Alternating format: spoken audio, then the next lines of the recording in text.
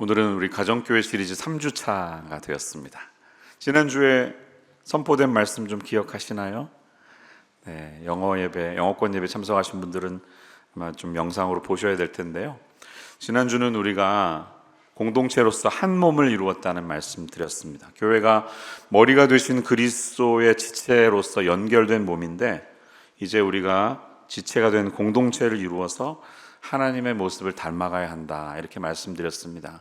삼위일체 하나님이 서로를 기대고 서로 의지하고 서로 소통하고 서로 섬겼던 것처럼 우리도 그렇게 살아가야 한다는 말씀을 드렸습니다. 제가 이번 주는 이렇게 질문해 보겠습니다. 그러면 우리가 주님의 몸인데 이 몸 되신 교회에게 요구하시는 주님의 부탁은 무엇일까요? 주님은 우리 몸된 교회에게 무엇을 요구하실까요? 교회가 교회된다는 것은 무엇입니까? 오늘은 그 질문에 한번 스스로에게 답하는 시간이 되기를 바랍니다.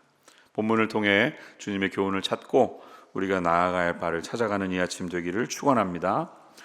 첫 번째 아웃라인은 사람이 아니라 신앙 고백 위에 세워진 교회가 되어야 한다는 사실입니다. 오늘 본문의 배경을 한번 생각해 보세요. 예수님이 제자들을 데리시고 짧은 여행을 떠나셨습니다. 한 이틀은 걸어가야 되는 거리인 것 같아요. 그리고 나서 주님이 제자들에게 묻습니다. 야, 사람들이 나를 뭐라고 부르디? 나에 대해서 뭐라고 그러니? 제자들이 막 손들면서 얘기합니다. 엘리야라고 그러더라고요. 세례 요한, 예레미야가 다시 태어난 것 같다고 얘기하세요. 주님이 묻습니다. 그럼 너희는 나를 뭐라고 생각하니? 이 굉장한 주관식 질문입니다. 네. 학위가 올라갈수록 객관식에서 주관식으로 많이 가죠. 무엇에 대하여 논하라 이러잖아요. 너희는 나를 어떻게 생각하니? 이렇게 질문을 하셨습니다. 그럴 때 이제 베드로가 굉장히 중요한 답변을 하고 주님이 칭찬해 주셨는데요. 이 배경이 중요합니다. 이렇게 질문하시는 이 장소가 중요해요. 이런 장소에서 하시는 것이 큽니다. 13절에 보니까 빌립보 가이사랴 지방에 이르러라고 말씀하셨는데요. 이 빌립보 가이사랴 혹은 가이사랴 빌립보라고 하는 곳은 갈릴리 호수에서 약 25마일 북쪽으로 올라가서 있는 곳입니다. 지도를 보시면 여러분 중간 부분에 갈릴리 호수가 있고 조금 올라가다 보면 훌레 호수라고 작은 호수가 있고요. 한참 위에 헤르몬산, 이스라엘 땅에서 제일 높은 산 만년설이 있는 곳입니다. 거기에서 쭉 눈 녹은 물들이 내려와서 훌레 호수로 모이는데 그 중간에 가이사랴 빌립보가 있습니다. 보이시죠? 가이사랴 빌립보라고 하는 곳입니다. 이곳에서는 많은 종교적인 신전이 주전 1세기, 주후 1세기에 발견되면서 사람들의 관심을 끌은 곳인데요. 이곳에는 목축과 사냥의 신인 판신을 섬기는 고대 신전이 발견되었습니다. 그 당시 이 땅을 분배받았던 이 분봉왕 중에 한 사람인 빌립, 헤롯 대왕의 아들 중에 하나인데요. 빌립이 이 땅을 시저에게, 황제에게 바치자 하면서 도시를 건설했고 마침내 건설한 도시의 이름을 가이사랴, 시저 빌립, 자기 이름 반, 시저 반 해서 이름을 건설한 것입니다. 근데 이 판신에게 바쳐지는 그 신을 경배하는 많은 동굴들이 발견이 됐는데 이곳이 의미 있는 이유는 요단강의 발원지가 이곳입니다. 그래서 시원한 물들이 계속해서 콸콸콸콸 넘쳐 흐르는 곳이에요. 예. 그 당시를 좀 회상한 그림을 보여드릴 텐데요. 이렇게 생겼을 것이다 추측을 하고요. 어마어마한 신전이 있을 것이고 지금 현재의 모습은 다음의 사진과 같습니다. 저런 동굴에 신을 섬겼던 그런 조각들이 있는데 제가 몇 년 전에 갔었어요, 저곳에. 그런데 여름날에 굉장히 아주 좋더라고요. 시원한 바람이 있고 물이 풍성하니까 사람들이 거기 와서 막 세수하고 뭐 그랬어요. 그런 곳입니다. 이렇게 물이 흐르는 것이 발견되죠. 그러니까 요단강의 발원지니까 굉장히 의미 있는 곳이라는 것입니다. 이 요단강에서 강물이 흘러서 갈릴리 호수에 모이고 더 내려가서 사해 호수에 맺히는 이스라엘 사람들에게는 굉장히 의미가 있는 그런 곳이라는 겁니다. 근데 여기에 많은 동굴에 신전들이 있었고 사람들이 거기 와서 막 경배하고 예배하는 그런 공간인데 예수님이 거기에 가신 거예요. 어쩌면 필드 트립을 떠나신 거죠. 상징적으로 그곳에 가서 너희는 나를 누구라 하느냐 이렇게 묻습니다. 이제 제자들이 예수님을 어느 정도 섬긴 시간도 흘렀고 이제 정말 자신이 누구이신지 스스로의 신앙 고백을 듣고 싶은 것입니다. 그때 베드로가 100점짜리 대답을 하죠. 주는 그리스도시요 살아계신 하나님의 아들이십니다. 그러자 주님이 야 요나의 아들 시몬, 너는 네가 네 말한 게 네 힘으로 한 게 아니야. 하나님이 너한테 영감을 주셔서 한 거야. 이렇게 칭찬하십니다. 시몬의 어깨 빵이 좀 이렇게 늘어났겠죠. 제가 막 이러면서 자랑스러워하는데 한 말씀 더, 한 숟가락 더 얹으십니다. 18절, 내가 내게 이르노니 너는 베드로라. 이름을 지어주신 거예요. 시몬이었던 이름이 베드로, 반석, 바위, 돌쇠가 된 것이에요. 돌쇠. 내가 이 반석 위에 내 교회를 세우리니 음부의 권세가 이기지 못하리라. 어깨가 막 더 커졌겠죠. 이게 무슨 말이야, 이렇게 말씀합니다. 자, 이 본문을 읽어보면 예수님의 말씀이 베드로에게 권위를 주고 천국의 열쇠를 그에게 줘서 놀라운 권세가 그에게 주어진 것처럼 읽힙니다. 하지만 분명한 것은 예수님이 이 게바, 반석이라는 인물 자체를 강조하신 것은 아니라는 거예요. 예수님의 이 말씀은 그 베드로라는 한 사람을 바라보면서 하신 말씀이 아니라는 겁니다. 무엇보다 이 사실을 알 수 있는 이유는 18절 말씀을 헬라어로 읽어보면 너는 베드로라 할 때 베드로는 남성형 명사인 페트로스라는 단어가 쓰였는데요. 내가 이 반석 위에 했을 때 반석은 페트라라고 하는 여성형 명사가 쓰였다는 것이에요. 그러니까 문법적으로 보면 이 남성이라는 베드로 한 사람을 향한 고백이 아니다, 이렇게 볼 수 있죠. 그럼 어떻게 보는 것이 합당할까요? 베드로의 위에 내 교회를 세우겠다는 것보다는 그가 했던 이 신앙 고백 위에 내 교회를 세우겠다. 베드로의 신앙 고백 위에 내 교회를 세운다라는 것이 더 문법적으로 현명할 것입니다. 천주교에서는 지금도 이 말씀을 근거로 베드로가 초대 교황이 되어서 예수님이 주신 천국 열쇠를 가지고 하나님 나라의 권세를 대리하고 있는 지도자로 쓰임받는다, 이렇게 생각합니다. 그래서 베드로가 일대 교황이고 지금 프란시스코 교황이 이제 그 대를 이어왔다, 이렇게 믿는 것이죠.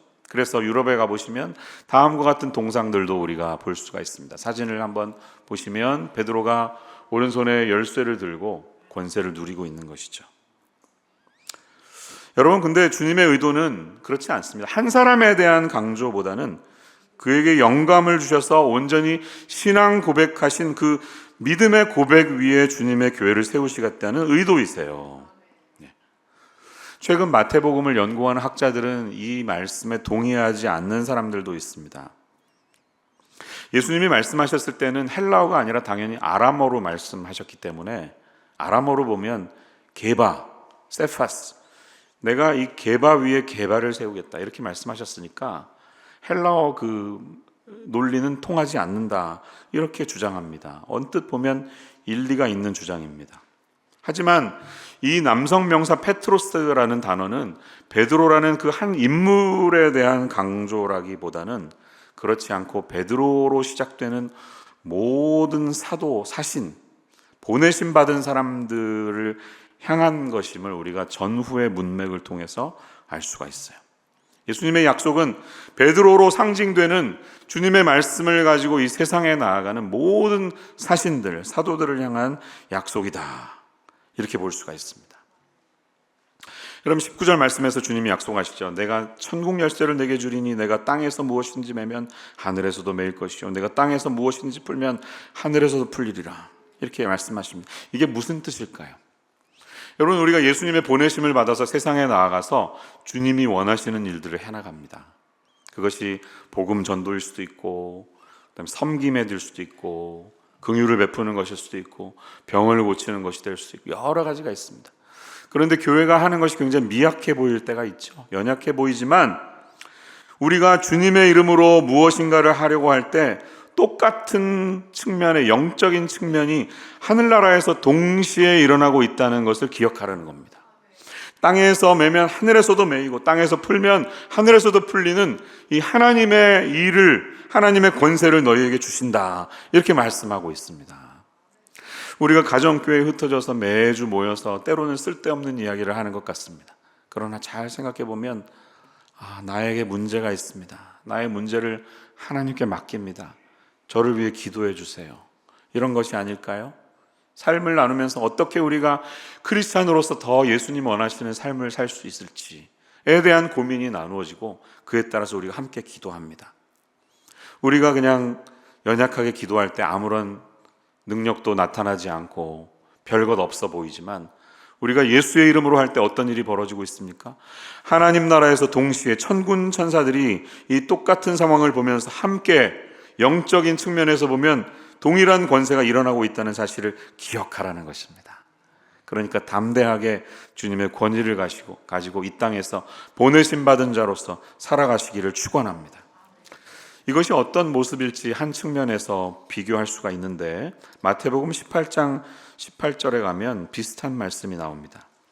진실로 너희에게 이르노니 무엇이든지 너희가 땅에서 매면 하늘에서도 매일 것이요 무엇이든지 땅에서 풀면 하늘에서도 풀리리라, 이런 약속이 있는데요. 그 바로 앞에 15절, 16절, 17절을 보면 어떤 죄를 지은 사람이 있을 때 이 죄 문제를 어떻게 해결하느냐에 대한 말씀을 하고 있어요. 네가 조용히 처음에 찾아가서 얘기하는데 안 들으면 한두 사람 더 데리고 가서 증인 앞에서 하고, 그래도 안 들으면 교회에 말하고, 교회도 말 안 들으면 이방인처럼 여겨라, 이렇게 무서운 말씀하십니다. 이게 무슨 말입니까? 우리가 미약하지만 예수님의 권위를 가지고 주님의 이름으로 행할 때 그러한 우리 공동체로서 베드로 한 사람이 아니라 베드로처럼 보내심을 받은 우리가 그렇게 행할 때 하나님께서 동행해 주시겠다는 뜻입니다.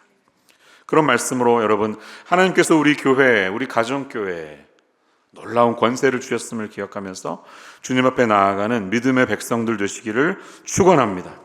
가정교회에서 우리가 미약하지만 함께 기도하고 치유와 회복을 위하여 함께 애를 쓰며 연약한 이들을 마음에 품고 용서하고 사랑하는 훈련, 또 그런 것들을 선포할 때 세상의 눈으로 볼 때 아무것도 아니지만 하늘나라에서 동일한 권세로 우리와 함께 하신다는 이 약속의 말씀을 기억하면서 예수님이 주신 천국의 열쇠, 이 권세를 누리시는 믿음의 백성들 되시기를 축원합니다. 두 번째 사실은 교회는 사람의 소원이 아니라 주님의 소원을 이루어드리는 교회가 되어야 한다는 것입니다. 사람이 교회의 주인이 아닙니다. 너무나 당연한 말이지만 우리가 오늘 본문에서 다시 한번 기억해야 될 사실은 예수님이 교회의 주인이라는 사실이에요. 18절 말씀 다시 보세요. 또 내가 내게 이르노니 너는 베드로라, 내가 이 반석 위에 내 교회를 세우리니 라고 말씀하십니다. I will build my church upon this rock, 이렇게 말씀하십니다. I will build my church, 예수님의 교회라는 것입니다. 믿음의 고백 위에 헌신된 제자들로 세워진 주님의 교회는 주님의 소유가 된 것을 믿습니다. 주님이 우리 교회의 주인이십니다. 사람이 주인 될 수 없습니다. 베드로가 천국 열쇠를 가졌지만 베드로는 어떤 인물이에요? 바로 이어지는 16장 21절 이하에 보면 예수님이 바로 그때 이제 내가 십자가 져야 돼, 이렇게 고백하시니까 아유 왜 그런 말씀하세요? 혼내요. 예수님 혼내. He rebuked him. 예수님 꾸짖었다고 적혀 있습니다. 아유 짜증나게 왜 그런 말씀하세요? 그래서 예수님이 놀랍게도 뭐라고 말씀하시죠? 사탄아 물러가라. 사탄아 물러가라.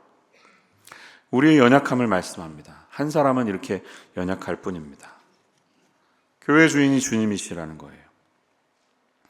2011년 8월에 온누리교회 하영조 목사님이 소천하셨습니다. 돌아가신 지 24년이 되어가지만 여전히 교회 창립 목사인 85년에 창립되었죠. 하 목사님이 온누리교회에 끼치고 또 끼쳤던 영향은 이루 말할 수 없을 것입니다. 큐티 운동, 그래서 생명의 삶이 나오고요. 두란노 서원, 출판업, 출판사업, 문화사역이죠. 목회와 신학, 목회자들을 위한 잡지 만들고 CGN TV 등등등. 이분이 끼친 영향력은 이루 말할 수 없고 지금도 계속해서 남아 있습니다. 그분의 장례 예배를 당시에 영상으로 본 적이 있었는데 조객으로 참석했던 많은 분들의 감동적인 설교와 조사가 이어졌습니다. 그 중에 오랫동안 제 기억에 남아있는 말씀은 당시에 남서울 은혜교회 담임이었던 홍정길 목사님의 조사였습니다. 온누리교회 교인들에게 이렇게 말씀하셨습니다. 하 목사님은 아름다운 발자취를 남기고 세상을 떠났습니다. 그런데 이제는 이 교회가 하용조 목사의 교회가 아니라 하나님의 교회임을 입증해야 할 책무가 여러분 앞에 놓여 있습니다. 이 두 문장이 저의 기억에 남습니다. 오늘의 교회와 하용조 목사님은 뗄래야 뗄 수 없는 관계이지만 오늘의 교회는 하 목사의 교회가 아니라 궁극적으로 예수 그리스도 그리고 하나님의 교회라는 너무나 당연한 사실을 새삼 깨닫게 해주는 말씀이었습니다. 사랑하는 여러분, 임마누엘 장로교회의 주인은 예수 그리스도이신 줄로 믿습니다. 그분이 우리 교회의 주인 되시고 그분이 다스리시고 그분의 뜻이 이루어져야 하는 믿음의 공동체가 되어야 하는 줄로 믿습니다. 교회의 주인은 사람이 될 수 없습니다. 담임 목사가 교회 주인이 아니고 장로님들이 교회 주인이 아니라 예수 그리스도가 주님이시기에 우리는 사람의 뜻이나 사람의 비전, 사람의 생각이 아니라 주님의 뜻, 주님의 소원을 이루어드리는 공동체가 되어야 하는 줄로 믿습니다. 왜? 주님이 주인이시면 우리가 종이잖아요. 종이 어떻게 자기 마음대로 그 조직이나 단체를 이끌 수 있습니까? 담임 목사님을 하이어하는 과정에 항상 이런 질문을 하죠. 목사님이 가지고 계신 비전은 무엇입니까? 4페이지로 먼저 적어서 내세요.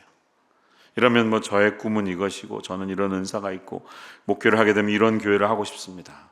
이런 답변을 하지만 여러분 정말 100점을 맞을 수 있는 답변은 무엇일까요? 저에게는 하나님이 주신 비전이 있습니다. 이런 것에 은사가 있습니다. 하지만 이 목회가 제 뜻을 이루는 목회가 아니라 예수님, 주인 되시는 예수님의 뜻을 잘 받들어서 이루어드리는 목회가 되기를 원합니다. 이렇게 답하면 그게 정답이 아니겠습니까? 여러분, 목사님을 모실 때 그 목사님의 생각을 묻지 말고 이 목사님이 우리 주님이 원하시는 교회, 성경적인 교회의 비전을 잘 이끌어갈 수 있는 분이신지를 확인하는 성도님들 되시기를 축원합니다. 우리의 인생도 그렇게 돼야 할 줄로 믿습니다. 주님의 몸된 교회가 그러면 주님의 꿈을 이루기 위해서 알아야 할 것은 무엇일까요? What is his dream? What is his vision? 주님의 꿈이 무엇입니까? 주님이 원하는 것이 무엇입니까? 주님은 교회된 우리에게 무엇을 원하는 것일까요? 이에 대해서 우리가 여러 가지 답변을 할 수 있습니다만 가장 근거 있는 말씀은 마태복음 28장에 있다고 생각해요. 세 번째 아웃라인이에요. 주님의 소원은 영혼을 구원하여 제자를 만드는 것이라는 거예요. 세 번째 아웃라인 올려주세요.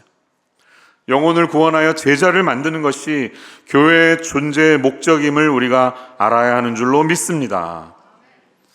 여러분, 예수님께서 부활하신 후에 떠나시기 직전에 갈릴리로 가셔서 제자들에게 말씀하셨잖아요. 우리가 Great Commission이라고 부르는 남겨준 말씀 중에 제일 중요한 부탁, 아마 여기에 주님의 뜻이 담겨 있지 않을까요? 떠나기 직전에 1분의 시간이 있다면 내가 남기고 싶은 그 말이 자녀들이 또 후손들이 제자들이 붙들어야 될 말씀이 아닐까요? 그 말씀이 28장 18절에서 20절 말씀까지 있습니다. 이 말씀 같이 한번 읽어볼게요. 함께 읽습니다. 시작. 예수께서 나와 말씀하여 이르시되 하늘과 땅의 모든 권세를 내게 주셨으니 그러므로 너희는 가서 모든 민족을 제자로 삼아 아버지와 아들과 성령의 이름으로 세례를 베풀고 내가 너희에게 분부한 모든 것을 가르쳐 지키게 하라. 볼지어다 내가 세상 끝날까지 너희와 항상 함께 있으리라 하시니라. 아멘. 여기에서 핵심이 되는 예수님의 말씀은 19절과 20절 중간에 있는 말씀이에요. 그러므로 너희는 가서부터 가르쳐 지키게 하라 까지가 주님의 핵심적인 말씀이에요. 이 말씀은 헬라어로 보니까 한 문장으로 되어 있는데요, 이 문장의 주 동사를 꾸며주는 세 가지의 분사 participle이 나옵니다. ing 형태로 되어 있어요. 그러므로 너희는 가서, 이게 going 이렇게 되어 있어요. 가는 거예요. 하늘과 땅의 모든 권세를 내게 주셨으니 너희는 가서, 그 다음에 아버지와 아들과 성령의 이름으로 세례를 베풀고 baptizing 이렇게 되어 있어요. 세례를 베풀고 그 다음에 내가 너에게 분부한 모든 것을 가르쳐 지키게 하라. 한국말은 그게 끝나지만 헬라어로 보니까요, teaching them to obey 이렇게 되어 있어요. teaching. 자, 그러면 이제 남겨진 동사는 무엇입니까? 주동사는 뭐예요? make disciples. 제자를 만들어라. 이게 주님의 소원인 것입니다. 주님의 소원은 제자를 만드는 것입니다. 우리가 보내심을 받아서 우리의 부르신 곳으로 흩어지는 것, 그래서 영혼에게 전도해서 이분들이 예수님 믿고 세례받게 하는 것, 또 그분들이 그냥 맘대로 살지 않고 하나님의 말씀에 의거해서 순종할 때까지 가르치는 것, 이게 영혼을 구원하는 과정이라고 생각하면, 그렇게 해서 이 땅에 제자들이 탄생되는 것이 교회의 존재의 목적임을 믿습니다. 이게 우리 교회가 이 땅에 존재하는 이유입니다. 주님은 교회가 행해야 할 가장 중요한 일을 예배, 교육, 전도, 선교, 봉사, 이런 단어로 정의하지 않으셨습니다. 모든 민족에게 가서 그들을 영혼 구원해서 나의 제자로 만들어라. 이것이 너희 교회가 해야 될 일이다. 이렇게 우리에게 말씀하셨다는 것이에요. 여러분, 교회가 존재하는 그 이유를, 목적을 이루어가기 시작하면 예배도, 교육도, 선교도, 봉사도 다 자연스럽게 이루어지지 않겠습니까? 우리가 이 본질에 충실하면 나머지는 다 따라오게 되는 것이 아니겠습니까? 여러분이 교회에서 하시는 여러 사역이 다 중요합니다. 의미 있는 일들이에요. 교육부에서 교사로 섬기시는 것, 주보를 나눠주시는 일, 주차 봉사, 식당에서 하시는 것, 각자가 다 다릅니다. 그렇지만 이 모든 사역의 목적은 무엇이 되어야겠습니까? 영혼을 구원하여 예수님의 제자를 만드는 일에 우리의 은사가 사용되는 것입니다. 우리 임마누엘교회 주보 겉면에 뭐라고 써 있어요? 잃은 영혼을 찾아 구원하여 예수님의 제자를 만드는 교회, 이런 교회로 주님 앞에 사용되어야 할 줄로 믿습니다. 매년 표가 바뀌지만 사실은 표가 꼭 있어야 할까, 이런 질문도 해봐요. 왜냐하면 이것이야말로 우리 임마누엘 교회가 매년 관심을 가지고 해야 될 주된 교회의 존재 이유이기 때문입니다. 우리는 이 예수님의 뜻을 이루어 드리기 위해서 이 땅에 살아가는 주님의 제자들인 줄로 믿습니다. 교회가 아무리 좋아도, 여러 가지가 좋아도 이것을 못하고 있으면 주님이 좋아하시는 교회일까요? 한번 생각해 보세요. 식당이 좋은 식당이라는 말을 듣기 위해서 어떻게 됩니까? 저는 이 식당 너무 좋아요. 일단 집에서 가까워요. 그리고 종업원들이 너무 친절해요. 갈 때마다 얼마나 서비스가 좋고 미소를 지는지 몰라요. 그리고 너무 식당이 청결해요. 깨끗해. 분위기가 좋아서 참 좋아요. 그리고 주문하기 전에 주는 보리차가 왜 이렇게 맛있어? 난 보리차가 너무 좋아. 이런 분들도 있습니다. 그렇지만 여러분이 좋은 식당에 가는 이유는 무엇입니까? 음식이 맛있어야 되잖아요. 그래야 좋은 식당이잖아요. 결국은 그 서빙하는 음식이 맛있어야 됩니다. 그렇지 않으면 식당은 자기 역할을 못하고 있는 겁니다. 나는 이 세차장이 너무 좋아요. 왜냐하면 기다리는 대기실에 커피가 맛있어. 카페라떼 얼마나 맛있는지. 그렇지만 세차장에 커피 마시러 가는 사람은 없습니다. 세차장의 목적은 무엇입니까? 그 차가 나왔을 때 때가 하나도 없는 얼룩이 쫙 빠진 깨끗한 차로 나와야 합니다. 그렇지 않으면 세차장은 세차장일 수 없습니다. 간판에는 드라이 클리닝이라고 적혀 있습니다. 옷을 가지고 드라이 클린하러 갔는데 주인 아주머니가 말씀하십니다. 저희는 사실 옷수선을 많이 해요. 제가 좀 능력이 있어서 옷수선 하다 보니까 옷만 가지고 오세요. 드라이 클린 안 합니다. 이러면 어떻게 될까요? 간판 바꿔야죠. 옷수선이라고 바꿔야죠. 우리가 교회라는 간판이 있으면 교회에서 어떤 일이 일어나야 할까요? 영혼을 구원하고 이분들이 그리스도 안에서 성장해 가는 일이 일어나야 되는 줄로 믿습니다. 그럴 때 우리는 진정으로 교회, 암흑의 교회라는 말을 들을 수 있는 것입니다. 제가 신학교 다닐 때 잊지 못했던 어떤 채플 시간에 설교가 있어요. 제가 고든커넬 신학교 다녔는데 그 당시 90년대 후반에 설교학을 가르쳐 주셨던 헤든 라빈슨 교수님이라는 분이 계십니다. 잠깐 사진을 보여드리면 범상치 않게 생기셨죠.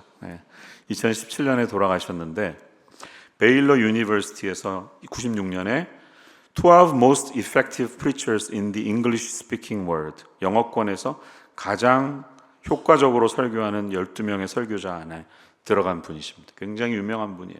달라스 신학교, 덴버 신학교 등등에 있었던 분이에요.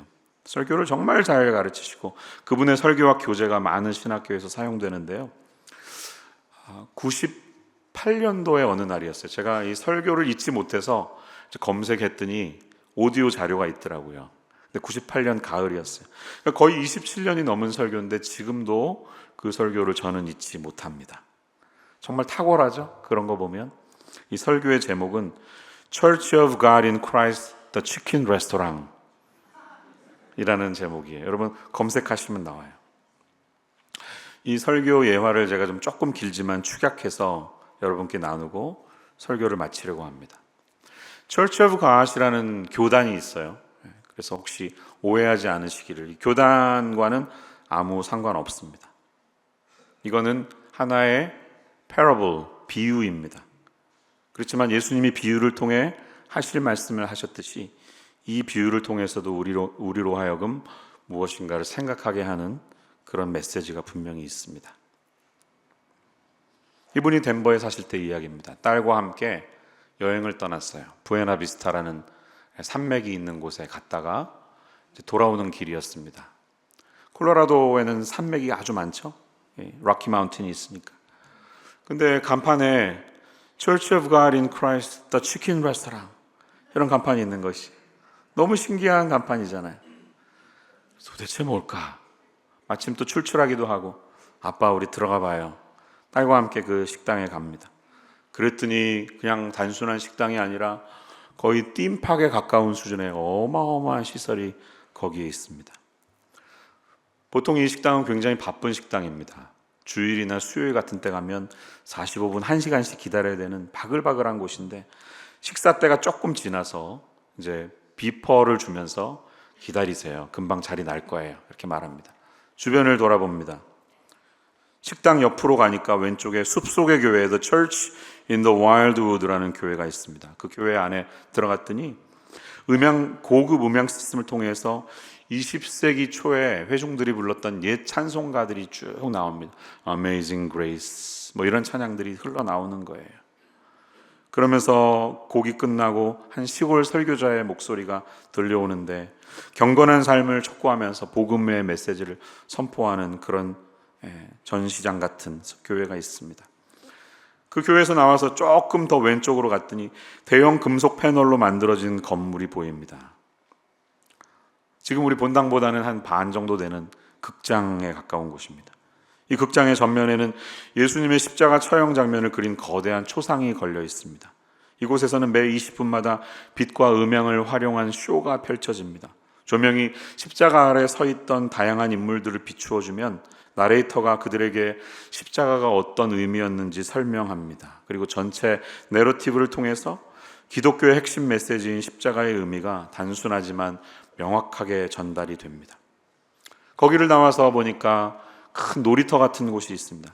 뉴 제루살렘이라고 써 있는 것인데 사실은 옛날 예루살렘을 본떠 만든 놀이터입니다. 아이들이 1세기 예루살렘을 테마로 만든 그 공원에서 뛰어놀면서 역사적인 지리를 자연스럽게 익힐 수 있도록 그렇게 건설되었습니다. 예를 들면 빌라도의 법정이나 헤롯의 궁전을 재현한 공간에서 아이들이 신나게 뛰어놀면서 예루살렘이 이랬겠구나 생각을 할 수가 있습니다. 이도저도 싫고 걷기가 싫은 사람들을 위해서는 명상의 정원, Garden of Meditation도 있어서 여름에는 그곳이 시원한 바람이 불고 겨울에는 따뜻한 바람이 감도는 이곳에서 조용히 깔려있는 음악을 들으면서 명상에 빠질 수도 있습니다. 야, 이거 심상치 않게 발달돼 있네 하고 들어서자 이제 자리가 났습니다. 단정한 얼굴에 머리를 올려 묶고 있는 체격이 통통한 아줌마는 따뜻한 미소를 지닌 사람입니다. 이 웨이트레스에게 그래서 용기를 내어 묻습니다. 어떻게 이 식당 이름이 이렇게 생겨나게 된 거예요? Church of God in Christ, the Chicken Restaurant의 연원이 뭐예요? 묻습니다. 그러자 이 여인이 말합니다. 얼마 전까지, 몇 년 전까지 이곳은 그냥 단순한 작은 교회였어요. 그 당시 교인 수는 기껏해야 한 55명 정도 됐고 아이들까지 합해도 한 80명 되는 그런 평범한 교회였습니다. 그런데 이 교회를 특별하게 만든 몇 가지 요소 중에 하나는 바로 성경 말씀을 굉장히 강조하시는 게츠 목사님이셨습니다. 이분의 뜨거운 메시지를 들으면서 우리 교인들은 교회를 사랑하면서 잘 교회를 섬겼어요. 근데 우리 교회는, 이 교회는 교제하는 것을 굉장히 중요하게 생각하는 교회였고 매년 찾아오는 5번째 주일, 한 1년에 4번 찾아오죠. 그 일이 있는 날에는 특별히 야외 식사로 함께 온 교인이 모여서 식사를 크게 만찬을 나누는 전통이 있었습니다. 근데 이 만찬이 너무 성공적이었기 때문에 리더십 장로님들은 이럴 게 아니라 매달 4번째 주일마다 이 식사를 개최하자 이렇게 제안했고, 아니나 다를까 성도들이 조금씩 늘어나면서 굉장히 인기를 끌게 되었습니다. 한 두업에 125명이 넘는 어른들이 이제 참석하기 시작합니다. 그래서 지도 장로님들은 더 좋은 아이디어를 냅니다. 매달 한 번씩 할 게 아니라 매주 일요일마다 우리가 식사를 제공하면 어떨까 하자 여인들이 당연히 반대의 손을 듭니다. 난 반댈세. 아니, 아이들 챙겨오는 것도 힘든데 지금 음식까지 이렇게 매주 한 달에 한 번씩은 참겠지만 이건 안 됩니다. 반대합니다. 그러자 장로님들이 새로운 계획을 제시합니다. 그러면 교회가 모든 식재료를 대고 요리할 수 있는 능력이 있는 여인들이 하면 어떨까요? 그래서 그때부터 매주 식사가 어마어마한 만찬이 제공되기 시작합니다. 3명의 여인들이 빛을 발합니다. 캐리 캠벨, 뉴욕시리에서 유명한 셰프였던 아버지의 DNA를 물려받은 그는 엄청난 치킨 요리를 잘하는 분이었습니다.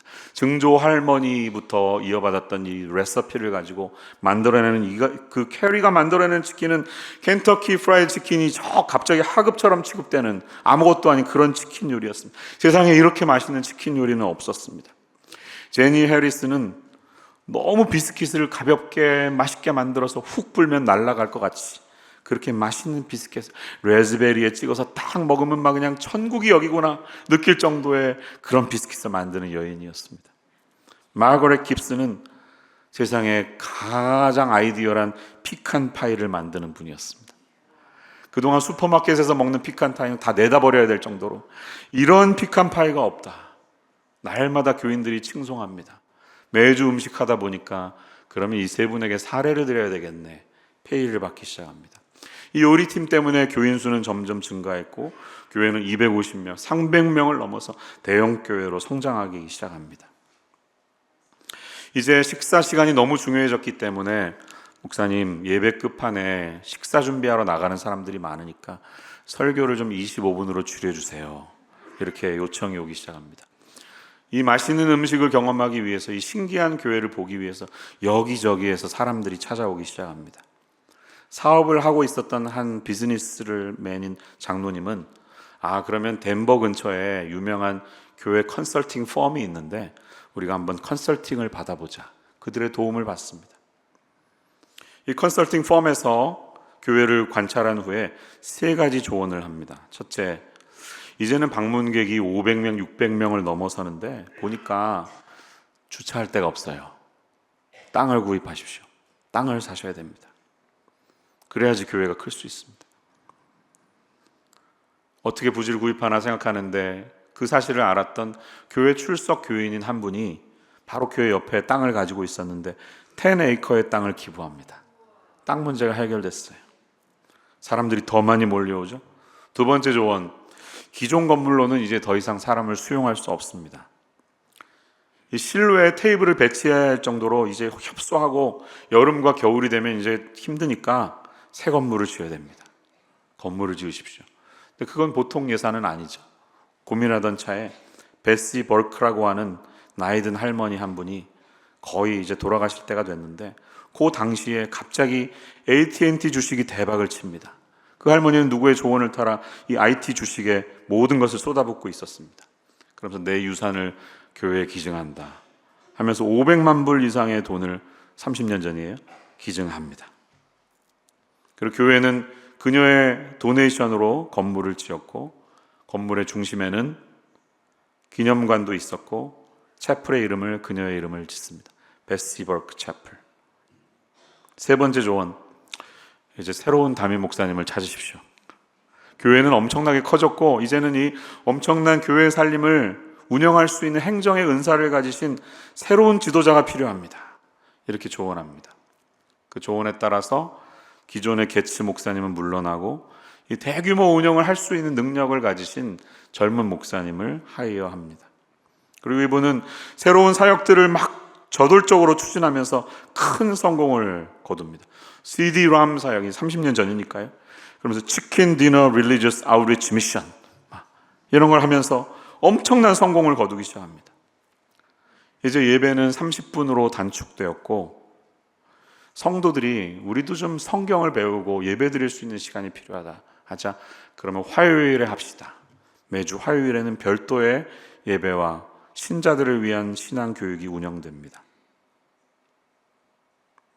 여러분, 이 이야기는 트루 스토리입니다. 진짜 스토리입니다. 물론 장소가 다르고 인물들의 이름이 바뀌었고 사실 치킨 레스토랑도 아닙니다. 그렇지만 이 이야기 자체는 사실입니다. 교회는 무엇을 한 것입니까? 교회가 선을 넘었나요? 그럼 어떤 점에서 선을 넘었을까요?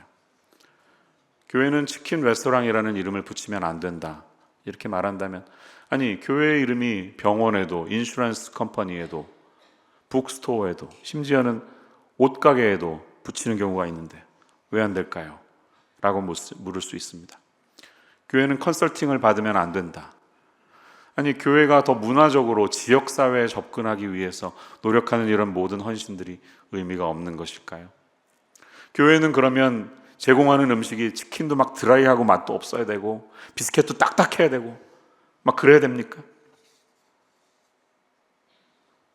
이 질문은 굉장히 철학적인 질문입니다. 무엇이 교회를 교회되게 하는가? 어떤 점에서 이 치킨 레스토랑은 잘못됐는가? 물을 수 있어야 합니다. 그런데 만약에 교회가 치킨 레스토랑으로 그 존재와 목적이 바뀌었다면 그것은 선을 넘어도 한참 넘은 것입니다. 기도하겠습니다. 하나님, 주님이 원하시는 교회를 그런 교회 되기 원합니다. 사람들의 뜻과 사람의 니들을 채워주는 교회이기보다 하나님의 뜻을 이루어드리는 교회가 되게 하여 주시옵소서. 이를 위하여 오늘 주님이 우리에게 선포하신 주님의 뜻을 마음에 깊이 새기고 예수님이 말씀하신 이 귀한 명령을 온전히 지켜나가는 저희 모든 교회 성도님들 되게 하여 주시옵소서. 예수님 이름으로 기도합니다.